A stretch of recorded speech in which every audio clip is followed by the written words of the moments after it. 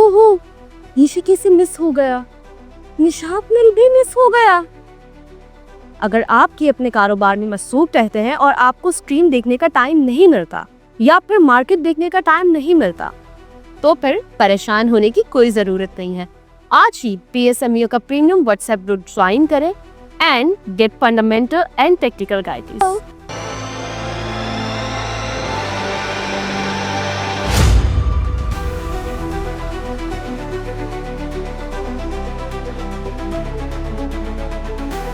अस्सलाम वालेकुम, मैं हूं नादिया अनवर और उम्मीद करती हूँ आप सब खैरियत से होंगे। नाज़रीन, सारे प्रोग्राम्स और सेशंस को करने का मकसद ये होता है ताकि आप स्टॉक मार्केट में भरपूर तरीके से काम कर सकें, और इसके लिए ज़रूरी है आप चैनल को लाइक करें, सब्सक्राइब करें और साथ में बेल आइकन को भी हिट करें ताकि कोई भी इंफॉर्मेटिव सेशन जो है वो आपसे मिस ना हो जाए।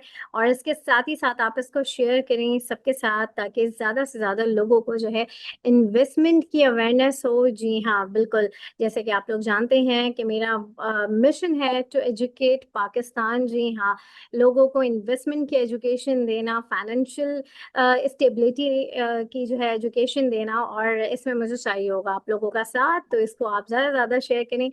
और नाज़रीन, इसके साथ ही साथ आज हमारे साथ जो गेस्ट मौजूद हैं उनके हवाले से मैं यही कहूँगी कि जो है उनका एक वास्ट एक्सपीरियंस रहा है, अगर हम फाइनेंशियल मार्केट के हवाले से देखें तो उसमें भी, और जो है नेशनल क्लियरेंस के हवाले से भी मैं ये कहूँगी कि जो है गुज़िश्ता वो उसमें वो एज अ CEO की पोजीशन पे वो रह चुके हैं, और जो है कैपिटल मार्केट से भी उनका काफ़ी गहरा ताल्लुक है।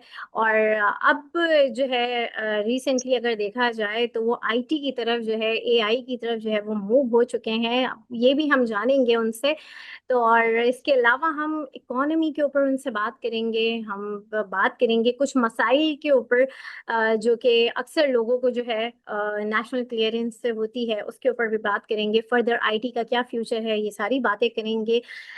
तो चलें जी, लेट्स वेलकम हिम। मैं बात कर रही हूँ मोहम्मद लुकमान साहब की, तो चलें जी, लेट्स वेलकम हिम। अस्सलाम वालेकुम सर। वालेकुम सलाम जी। Thanks for inviting.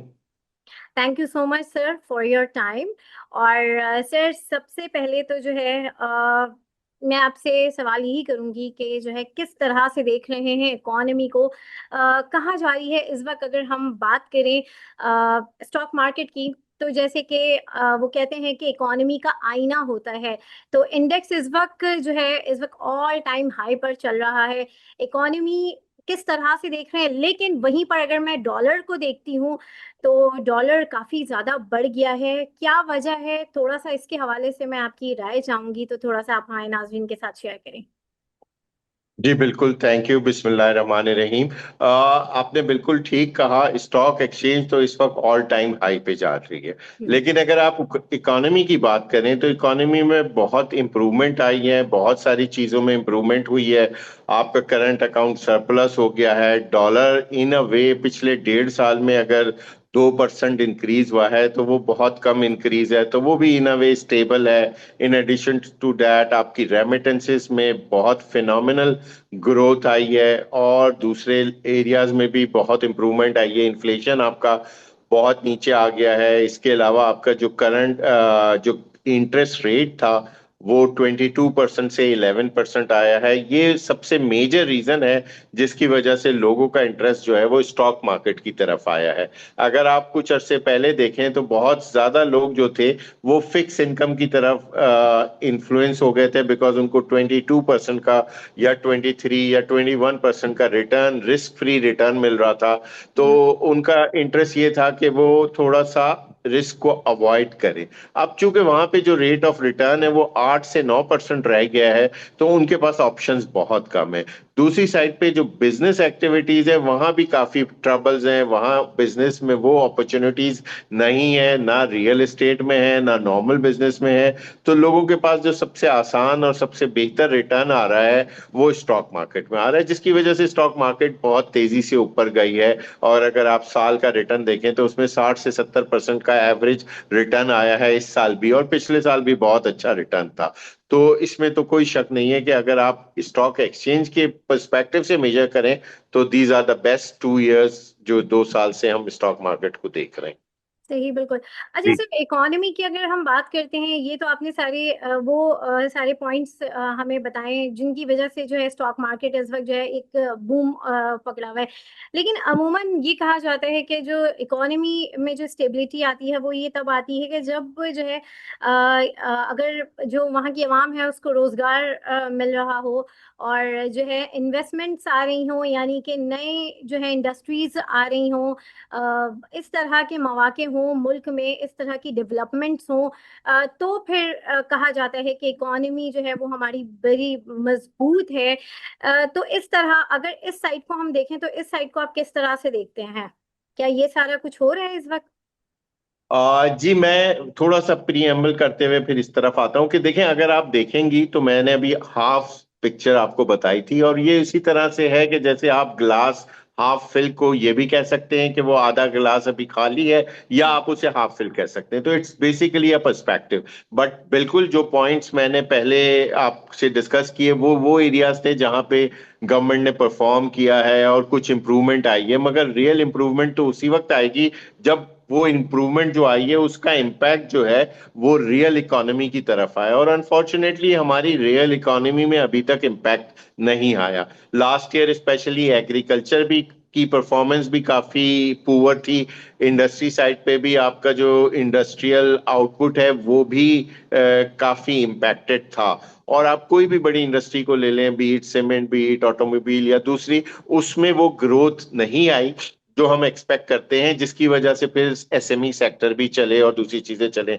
बट जो रीसेंट स्पीच थी फाइनेंस मिनिस्टर की, तो उन्होंने इस चीज को कहा है कि अर्ली साइंस आना स्टार्ट हो गए हैं, और अब नेक्स्ट ईयर वो एक्सपेक्ट कर रहे हैं कि आपके इंडस्ट्री को भी ग्रोथ आएगी। Obviously there are many impediments. आपके जो टैक्स का जो बर्डन है इस वक्त इंडस्ट्री पे भी और सारे कमर्शियल वेंचर्स पे और दूसरे इंडिविजुअल्स पे वो इतना ज्यादा है, जिसकी वजह से ग्रोथ थोड़ी सी स्लो है। इसके अलावा जो आपके दूसरे एरियाज हैं वहां पे भी बहुत सारे इश्यूज हैं, रोड ब्लॉकर्स हैं, लाइक आपकी जो इलेक्ट्रिसिटी है वो बहुत एक्सपेंसिव है। तो वहां पे भी लोगों को एक्सपोर्ट में इशू आ रहा है। बट ऑब्वियसली गवर्नमेंट के पास काफी कम ग्राउंड था प्ले करने के लिए, बिकॉज हमारी जो इकोनॉमी थी वो बहुत ज्यादा इम्पैक्टेड थी, and they have very very little room to play in that situation. अब अगर फाइनेंस मिनिस्टर ये कह रहे हैं कि उनके पास थोड़ा सा कुशन क्रिएट हो गया है, तो मेरा ये व्यू है कि उनको ये चाहिए कि इंडस्ट्री को कुछ ऐसे बेनिफिट्स दें स्पेसिफिकली टू द इंडस्ट्री, जहां पे दो तीन एरियाज में सपोर्ट हो जाए। एक एम्प्लॉयमेंट जनरेशन के पॉइंट ऑफ व्यू से, दूसरा एक्सपोर्ट के पर्सपेक्टिव से, और तीसरा जो है वो आपके इन्वायरमेंट के पर्सपेक्टिव से। अगर इन एरियाज में सपोर्ट गवर्नमेंट की तरफ से हो और हमारे इंडस्ट्रियलिस्ट उस चीज को इनकैच करें, तो मे बी आपका जो एरिया अभी ग्रोथ की तरफ नहीं स्टार्ट हुआ वहां पे भी ग्रोथ आ जाए। यहीं पे मैं एक और चीज को जरूर मेंशन करना चाहूंगा, और वो है हमारी आईटी की ग्रोथ। आईटी में रीजनेबली अच्छी ग्रोथ आई है लास्ट 2 इयर्स में, मगर मैं समझता हूं कि जो ग्रोथ आई है उससे और बहुत अच्छी ग्रोथ आ सकती है। और हमारे पास बहुत पोटेंशियल है, हमारे पास हर वो चीज है जो आईटी कंट्रीज जिन्होंने अपनी एक्सपोर्ट को इंक्रीज किया है, और हमारी नेबर कंट्री जो है वो $200 बिलियन की एक्सपोर्ट कर रही है। So there is a huge potential to take our IT and IT services export to a level जहां पे हम 20-25 बिलियन डॉलर तक ले जाएं। और अगर हमें ये 20-25 बिलियन डॉलर पे इंडस्ट्री को लेके जाना है, तो कुछ हमें ऑब्वियसली हैंड होल्डिंग करनी पड़ेगी, कुछ सपोर्ट करनी होगी आईटी कंपनीज की, और सबसे बढ़कर ये कि हमें ह्यूमन रिसोर्स को ट्रेन करना होगा। हम्म। अगर प्रॉपरली एजुकेटेड यूथ आपके पास होगा और उसको प्रॉपरली ट्रेन किया जाएगा, not on the bookish knowledge but also on the practical knowledge, जिसमें अब काफी सारी कंपनीज कर रही हैं, तो हमें बहुत ज्यादा ये उम्मीद की जा सकती है कि हम इस चीज में बहुत आगे जाएं, और हमारी जो आईटी की एक्सपोर्ट्स हैं वो मजीद इंक्रीज हो। जी। सही। सर, अभी जैसे आईटी कंपनीज हैं काफ़ी ज़्यादा, जो है आईटी कंपनीज जो हैं वो आई भी हैं सामने। लेकिन ग्रोथ में भी बहुत अच्छा नंबर अभी हमने देखा है। लेकिन अगर मैं सेक्टर वाइज बात करूं आईटी सेक्टर की, तो आईटी सेक्टर में उस तरीके से ग्रोथ नजर नहीं आ रही है। क्या वजह है, क्या इम्पैक्ट है जिसकी वजह से जो हमारा ये वाला सेक्टर है, जो सेक्टर में परफॉर्मेंस नहीं आ पा रही है? आप स्टॉक एक्सचेंज के पर्सपेक्टिव जी से जी, बात कर रहे बिल्कुल हैं? बिल्कुल सर, कि देखिए, इस सेक्टर स्टॉक में स्टॉक क्यों एक्सचेंज में जो आपके पास अच्छी कंपनी है जैसे कि नहीं? सिस्टम्स है फॉर एग्जांपल, हाँ, तो सिस्टम सिस्टम है। में तो बहुत अच्छी ग्रोथ आई है और उन्होंने बड़ा इंक्रीज किया है। बट एक चीज हमें समझनी चाहिए कि आईटी कंपनी का जो स्ट्रक्चर होता है वो बड़ा लीन होता है, और उसके पास जो उसके सबसे मेजर एसेट्स होते हैं वो ह्यूमन रिसोर्स होती है। तो हम्म। मैं बहुत सारी ऐसी कंपनीज को जानता हूं जो कि बहुत अच्छा बिजनेस कर रहे हैं, मगर उनकी जो इवन ब्रांचेस हैं वो अब उन्होंने पाकिस्तान से बाहर ओपन कर ली हैं।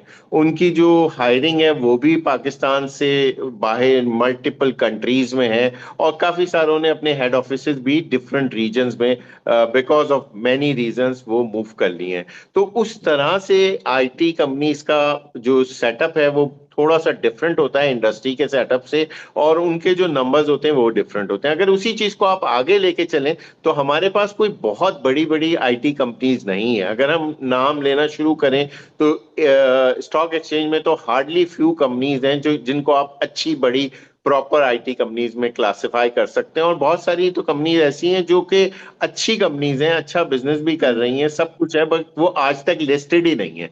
तो ये भी एक फैक्टर है कि उसका जो इम्पैक्ट है वो इतना ब्रॉड बेस नहीं आ रहा, और उसकी जो विजिबिलिटी है वो भी इतनी अच्छी नहीं है जितनी नॉर्मल दूसरे ग्रुप्स में या दूसरे सेक्टर्स में होती है। तो सर क्यों, क्या वजह है, क्यों लिस्टेड नहीं है और गवर्नमेंट इस चीज पे क्यों नहीं फोकस करी? क्योंकि अगर देखा जाए तो अब हर चीज आईटी पे की तरफ जो है, हर प्रोफेशन में आईटी है, तो फिर क्यों नहीं गवर्नमेंट इस चीज के ऊपर क्यों नहीं वर्किंग कर रही है? क्या वजह है देखिए, इस इसमें सेक्टर? अगेन कुछ चीजें हैं जिसको हम वहां से शुरू करते हैं। जो पॉजिटिव चीजें हैं, गवर्नमेंट ने उन पे अच्छा काम किया है, गवर्नमेंट ने सपोर्ट की है, टैक्स टैक्स इंसेंटिव्स भी दिए हैं, और कुछ एरियाज में काफी अच्छी प्रोग्रेस हुई है। अब स्पेशल टेक्नोलॉजी जोन्स पे भी काम हो रहा है, उसमें भी टैक्स बेनिफिट्स दिए जा रहे हैं, उसमें डेटा सेंटर्स पे भी हेल्प की जा रही है, और लोग उसमें इंटरेस्ट भी ले रहे हैं। लेकिन जो आज तक हमारा ट्रेडिशनल आईटी था वो बेसिकली आपके पास लोकल जो कंपनीज हैं वो आईटी में इन्वेस्टमेंट नहीं करती, और जो आईटी कंपनीज हैं वो सारी अपनी सर्विसेज को पाकिस्तान से बाहर एक्सपोर्ट्स कर रही होती हैं, क्योंकि वहां पे उनको डॉलर में पेमेंट हो रही होती है, और हमारी कंपनी भी ज्यादातर यही काम कर रही होती है क्योंकि वहां पे आपको ऑब्वियसली ज्यादा रेवेन्यू मिलता है। अब उसमें जो दो तीन इम्पेडिमेंट्स आ रहे हैं वो ये आ रहे हैं, सबसे ज्यादा ये कि जो यंग जनरेशन के लोग हैं और उसमें से जो थोड़े से बेहतर एजुकेटेड हैं, बेहतर परफॉर्म कर लेते हैं, तो उनकी ये ख्वाहिश होती है कि उनकी पोस्टिंग पाकिस्तान से बाहर हो जाए। जब उनकी पोस्टिंग पाकिस्तान से बाहर होती है तो वो इम्पैक्ट डेफिनेटली डाइल्यूट हो जाता है उस कंपनी का। दूसरी तरफ जो आपकी कंपनीज हैं उनका भी बिकॉज ऑफ, अब तो माशाल्लाह पिछले चंद महीनों में पाकिस्तान की सिचुएशन काफी इंप्रूव हुई है, और हमें वीजा वगैरह में थोड़ी सी इंप्रूवमेंट फील हो रही है, बट अभी बहुत सारी चीजें बाकी हैं। बहुत सारी कंपनीज ऐसी होती हैं जो परमानेंट एस्टैब्लिशमेंट वाले फीचर पे होती हैं। सो फॉर एग्जांपल, अगर कोई सऊदीया में बिजनेस ले रहा है तो देर इज अ रिक्वायरमेंट कि the company should have a permanent establishment in Saudi Arabia. Similarly US में जो बिजनेस आपको मिल रहा होता है उसके लिए आपको ज्यादा आसानी से बिजनेस उस वक्त मिलता है जब आप यूएस की लोकल कंपनी है, एंड सो फोर्थ, कि फ्रांस है तो आपकी प्रेफरेंस होती है कि फ्रेंच कंपनी हो। तो जो आईटी का सेटअप होता है वो इतना लीन होता है कि जब उसको वो अच्छे बिजनेस अपॉर्चुनिटीज मिलती हैं तो वो अपनी ब्रांचेस या अपनी कंपनीज उन कंट्रीज में ओपन कर लेते हैं। और चूंकि ये हाई ह्यूमन रिसोर्स बेस पे होता है, और जैसे कि आपको भी पता है यूथ की प्रेफरेंस है कि वो यूरोप मूव कर जाए या यूएस कनाडा चले जाए या मिडिल ईस्ट चले जाए, तो इस वजह से वो बहुत बड़ा सेटअप नहीं बन पाया। दूसरी जो एक मेजर रीजन है पाकिस्तान में जहां पे मैं समझता हूँ गवर्नमेंट हेल्प कर सकती है वो है इंफ्रास्ट्रक्चर की। सो हमारे पास अगर उस तरह के इंफ्रास्ट्रक्चर जो कि एक रीजनेबल रेट्स पे अवेलेबल हो तो वो काफी हेल्प कर सकते हैं बिजनेसेस को बिल्ड करने में। हमारे यहाँ आपको पता है रियल एस्टेट्स की प्राइसेस इतनी ज्यादा इंक्रीज हो चुकी हैं, और इस एसएमई के लिए ये बहुत डिफिकल्ट है कि वो अपनी ऑफिसेज को परचेज करे। विज अगर आप किसी बाहर की कंट्री में जाते हैं तो वहाँ जो फैसिलिटीज हैं, चाहे आप मिडल ईस्ट चले जाएं, दुबई चले जाएं, सऊदी अरब, तो they are offering very reasonable rent to the new startups. तो वो भी एक इंसेंटिव है कि जो लोग होते हैं वो पाकिस्तान से, जाहिर है अगर उनका एक सेटअप पाकिस्तान में होता है तो वो तो मैनेज कर रहे होते हैं, मगर जो पाकिस्तान से बाहर भी अपना एक सेटअप कर लेते हैं, जो वो जो साइज होती है, जो विजिबिलिटी होती है, वो उन कंपनीज की इतनी लार्ज नहीं होती। अच्छा सर, आपका जो है ताल्लुक रह चुका है नेशनल क्लियरेंस के हवाले से, तो यहाँ पर जो है लोगों को काफ़ी ज़्यादा जो है इश्यूज होते हैं बाज़ दफ़ा, स्पेशली बायोमेट्रिक के हवाले से लोगों को काफ़ी ज़्यादा जो है मुश्किल होता है, क्योंकि जैसे हर चीज़ अब जो है डिजिटलाइज हो चुकी है। अब वो दौर रहा नहीं, जब भी अकाउंट ओपन होता है तो अब हर चीज़ जो है वो आप जो है ऑनलाइन ही चीज़ें हो जाती हैं।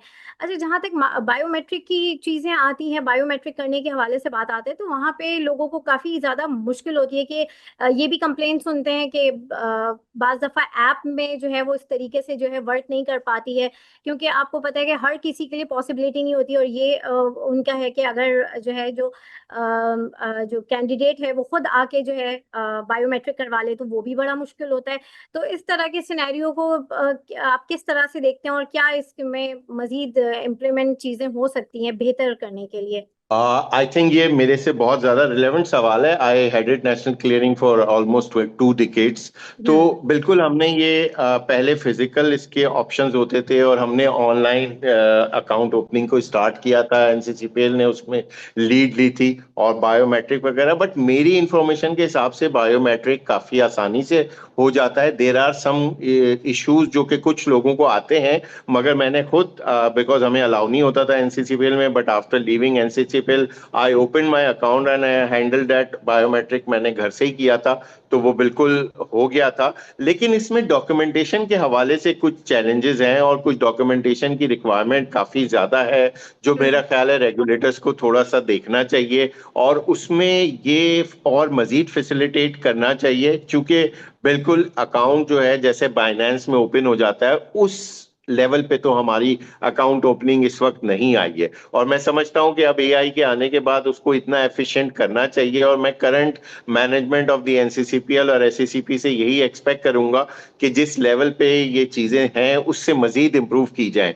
But to give you an perspective कि how effective this account opening process is, या rather was, when I left the company, and उसका क्या इम्पैक्ट था, मैं आपसे एक एग्जांपल शेयर करूंगा कि जब 5 साल पहले ये वाला प्रोसेस नहीं था, तो आपके जो इन्वेस्टर्स होते थे वो 85 to 90% फ्रॉम कराची होते थे, और 10% from Lahore and 5% from Islamabad. जब लेटली मैंने लास्ट जून में एनसीसीपीएल छोड़ी थी, तो उस वक्त जो ये नंबर्स थे, मोर देन 60% जो इन्वेस्टर्स थे वो इन 3 शहरों के बाहर से थे। यानी उसमें गुजरांवाला से भी लोग आ रहे थे, सियालकोट से भी आ रहे थे, हैदराबाद से भी थे, फैसलाबाद से भी थे, और मुख्तलिफ जो भी एबटाबाद है, जो भी सिटीज हैं, और वो सब तो लोग अपना ओवरसीज। ऑनलाइन जी। अकाउंट खोल रहे थे। तो जी। जाहिर जाहिर है वो फिजिकल तो नहीं आ रहे थे। तो हम्म। दिस शोज, और ये एक्चुअल नंबर है, तो दिस शोज के ये मैकेनिज्म काम तो कर रहा है, लेकिन हाँ। ऑब्वियसली परफेक्ट तो कोई चीज नहीं होती। और जैसे मैंने कहा, डॉक्यूमेंटेशन की जो रिक्वायरमेंट है वो आज भी है। जबकि अकाउंट इंस्टेंटली ओपन कर दिया जाता है, लेकिन उसके 15 डेज में उनको वो सारी रिक्वायरमेंट पूरी करनी होती है। उसको डेफिनेटली इंप्रूव करना चाहिए, और जहां भी रोड ब्लॉकर्स हैं या शोर स्टॉपर्स हैं, उनको मजीद एड्रेस करना चाहिए, ताकि हमारे पास जो नंबर ऑफ इन्वेस्टर इस वक्त भी बिलो 400,000 है कैपिटल स्टॉक मार्केट में, उस नंबर को एटलीस्ट जो टारगेट है वो 1 मिलियन तक ले जाया जाए। और चूंकि आजकल मार्केट भी इतना अच्छा परफॉर्म कर रही है, तो उसकी एक्सपेक्टेशन भी ज्यादा है। बट हैविंग सेड दैट, मैं इन्वेस्टर्स को ये जरूर कहना चाहूंगा कि वो कॉशियस अप्रोच लें, और ऐसा नहीं होता कि market always goes on one side. उसकी जो भी शेयर्स हैं, जैसे मुझे खुशी हुई उस्मान ने अच्छा सवाल पूछा, बट वो उसके अकाउंट्स को भी स्टडी करें, उसके मेरिट पे चीजों को देखें, और उसके पीई को भी जज करें, ताकि वो जो भी इन्वेस्टमेंट कर रहे हैं वो मेरिट पे इन्वेस्टमेंट करें। Thank you. बिल्कुल, ये बात बिल्कुल आपने सही की। अच्छा सर, अब जैसे हमारे यहाँ जैसे फाइनेंशियल स्टेट्स हैं, हम फॉरेक्स में भी काम कर रहे होते हैं। क्रिप्टो का एक बहुत ज़्यादा जो है एक ये समझ लें कि एक बूम आया हुआ है इस वक्त हमारे पास, और जितने शायद हमारे अकाउंट्स स्टॉक मार्केट में नहीं है, उससे ज़्यादा लोग जो है क्रिप्टो में काम कर रहे हैं, और इसको रेगुलेट करने के लिए पॉलिसीज़ वगैरह भी बन रही हैं। लेकिन जहाँ पर अकाउंट ओपनिंग की बात आती है, तो अगर मैं PSX की बात करूं और PMEX की यानी कि पाकिस्तान मर्केंटाइल की बात करूं, तो उसमें जो डॉक्यूमेंटेशंस हैं वो बहुत ज़्यादा है। मतलब कि एक जो है एक आम आदमी वो अकाउंट ओपन करने से पहले वो सबसे पहले तो फाइलर नाउन फाइलर चले, वो तो एक जस्टिफाइड है, लेकिन उसके अलावा बहुत सारी चीज़ें रिक्वायर्ड होती हैं। उससे ज़्यादा आसान वो फॉरेक्स की तरफ चला जाता है, क्रिप्टो की तरफ चला जाता है। तो यहाँ पे ज्यादा ओवर जो है डॉक्यूमेंटेशंस हैं, आपको क्या लगता है? और वहां पर जो है बड़ी बड़ी आसानी से अकाउंट्स ओपन हो जाते हैं, तो ये दोनों चीजों को आप किस तरह से देखते हैं, और क्या समझते हैं कि थोड़ी सी लीनियंसी होनी चाहिए डॉक्यूमेंटेशंस में? जी, सबसे पहले तो मैं आपकी बात से बिल्कुल 100% एग्री करूंगा। It will take a minute to open an account in any of the Exness या बाइनेंस या जो भी वेबसाइट्स हैं जिस पे बच्चे जा रहे हैं, और उनका इंटरेस्ट भी डेफिनेटली क्रिप्टो और उन साइट पे ज्यादा है। आज सुबह की बात है, ऑन अ पर्सनल नोट, मेरा बेटा मुझसे कह रहा था कि मुझे बाइनेंस पे ट्रेड करना है, और मेरी उससे डिबेट हो रही थी कि नहीं, जब तक वो रेगुलेट नहीं हो जाता मैं तो एटलीस्ट आपको परमिशन नहीं दूंगा। बट उसने कहा मोर देन 3 मिलियन जो पाकिस्तानीज हैं वो बाइनेंस में अकाउंट ओपन कर रहे हैं। I don't know the exact number, but having said that, दो चीजें तो बिल्कुल श्योरिटी के साथ हम बात कर सकते हैं। एक ये कि वहाँ ईज ऑफ डूइंग बिजनेस है। नंबर टू ये कि वहाँ पे जो यंगस्टर्स हैं उनका ज्यादा इंटरेस्ट है, because of the better apps, because of better analytics, because of better AI features, और जो भी चीजें होती हैं वहाँ ज्यादा बेहतर है। दूसरा आपका सवाल था कि क्या पाकिस्तान में PSX और PMX को इम्प्रूव किया जाता है। मेरा अपना व्यू है कि PMX में अकाउंट ओपनिंग फिर भी बहुत आसान है, और उनका जो प्रोसेस है वो काफी स्ट्रेट थ्रू है, बिकॉज उसमें जो प्रोसेस है वो सारा के सारा मैनेज बाय मर्केंटाइल एक्सचेंज खुद कर रहा होता है, वो खुद ही सेटलमेंट कर रहा होता है, उसके कैश जो है उसकी अच्छा। तो जी। हम ये कह रहे थे कि हमें जो है काफी इम्प्रूवमेंट की गुंजाइश है, और अगर हम इस जितने इम्पेडिमेंट्स और जितना स्मूथ करते जाएंगे अकाउंट ओपनिंग प्रोसेस को, उसका उतना बेहतर बेनिफिट आएगा। और as per my knowledge SCCP ने ऑलरेडी कोई कमेटी फॉर्म की हुई है जो इसको इवेल्युएट करेगी। पहले भी ऐसी बहुत सारी कमेटीज ने काम किया था, और जैसे मैंने कहा इम्प्रूवमेंट तो आ रही है। अब क्या हमारी इम्प्रूवमेंट इतनी फास्ट है जितनी कि हम बाइनेंस और दूसरे एरियाज की जो इफेक्टिवनेस है वो हम उसको मैनेज कर सकते हैं या नहीं, वो एक इम्पॉर्टेंट एरिया है। और मेरी उसमें यही सजेशन होगी कि जो भी हमें रिफॉर्म्स करने हैं वो थोड़ा सा फास्ट ट्रैक पे करने चाहिए, बिकॉज मार्केट भी सपोर्ट कर रही है, ओवरऑल इकोनॉमी को भी फाइनेंस मिनिस्टर काफी हेल्प कर रहे हैं, जिसकी वजह से चीजें इंप्रूव हो रही हैं। तो this is the right time कि हम अपने सारे प्रोसेसेस को भी इम्प्रूव कर लें। जी। सही, बिल्कुल। ग्रेट। बहुत शुक्रिया सर आपका, और जो है हमारे साथ जितने पार्टिसिपेंट्स हैं आप लोगों का भी बहुत शुक्रिया। और नाज़रीन, यहाँ पर मैं लूंगी इजाजत, इंशाल्लाह आप लोगों से फिर मुलाकात होगी। तब तक के लिए अल्लाह हाफिज। Thank you so much sir.